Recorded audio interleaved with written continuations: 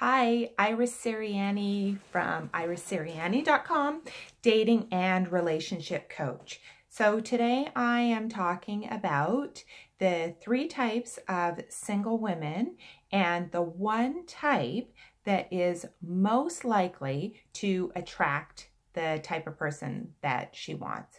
So single woman number 1. She is that woman that is just okay being single. She doesn't think about a relationship. She doesn't think about being in a relationship. She is just happy doing her life, doing her thing, and she just doesn't feel like there's anything missing from her life. So that's single woman number 1. Single woman number 2 is the one that is desperate to be in a relationship, but is really hiding behind all of the reasons and excuses for why she's not in a relationship. She quite often will question whether or not she'll ever find love again. She feels a really big void in her life and oftentimes may feel like everything else in her life is falling into that same void. She hasn't dated in over a year, hasn't had a significant or meaningful relationship in as long. So that is woman number 2.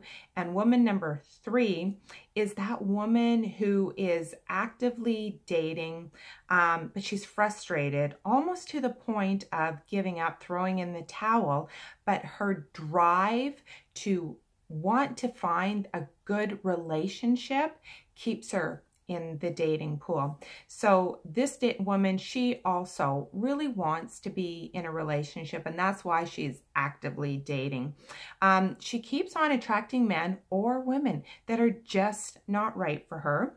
She may find herself in a relationship, settle into a relationship, because sometimes the loneliness actually overcomes her and she thinks a relationship is better than no relationship. So those are the 3 types of single women.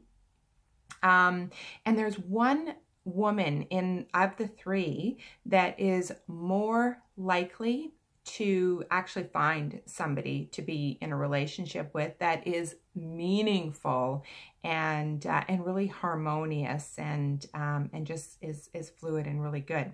So what single woman do you think is that woman?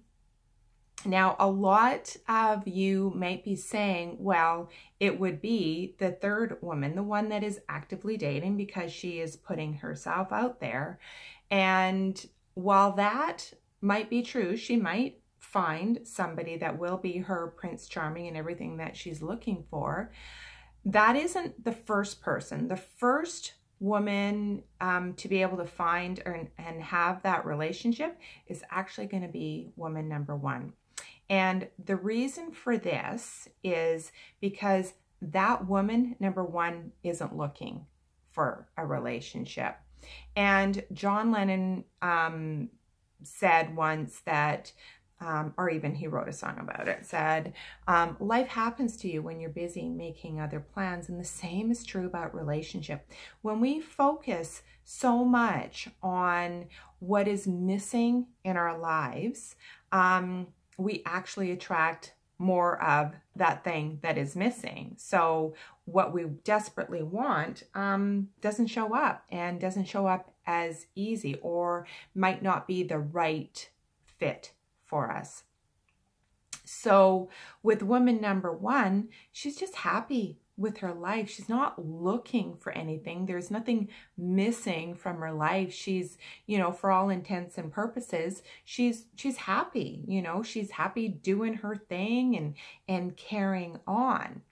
Now, for the other 2 women, being in either one of those spots isn't a bad thing. It's just you know, it's just where we are. But the real change comes when we stop, not just you, because I used to be one of those women as well, and I'll share in a second which woman I was. But there's nothing wrong with being where you are, because, you know, you have to go through some painful points in your life to get to where you want to go. The problem is the patterns and beliefs and all of the stories that we tell ourselves. Like the one woman that is desperate for a relationship and hasn't dated in years and has an excuse or a reason why they can't do anything, you know, the hard and fast truth of that story is that if you stop telling your story, or if you never stop telling that story, that will always remain your story. And, you know, love, there's no magic about love. You know, we can't shut ourselves down. And that's what this woman is doing, is she is closing off the magic of letting love flow to her by hiding behind all of the reasons and excuses why she can't do it. And with the woman who is actively dating and settling into relationship, that was who I was. And, you know, I desperately, really desperately wanted to be in a relationship. And, you know, I had my share of stories about, you know, why I was, you know, in relationships where I knew I wasn't being my true self in that relationship. I remember one time I was dating this guy. You know, he loved the outdoors and he liked to, you know, be up in his cabin doing his own thing, you know, basically hidden away from a social scene. And, you know, I tried to fit into his lifestyle, but that's not me. I'm a very social person, and I like to interact, and I like to go out, and I like to have fun, and I like to be around people. So, I mean, I was basically cutting parts of myself off just to be in that relationship. So as soon as we flip the switch and we start making ourselves and how we feel about ourselves a priority, and making really a decision that things are going to change, that's when real magic starts to happen. That's when we open up the doors to opportunity. So if you are the two women that are dating,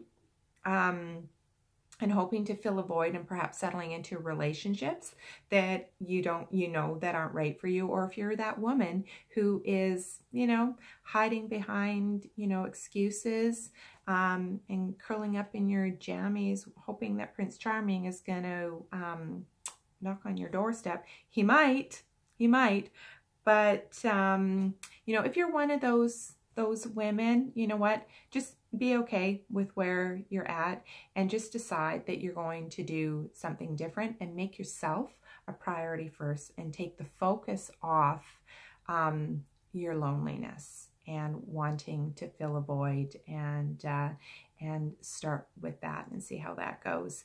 So I would love to hear your comments and your feedback on this, and let me know, like, which women are you, and, you know, what have some of your experiences been. So until next time, bye. Or until next time, you can visit me at www.irissirianni.com, and have a great day.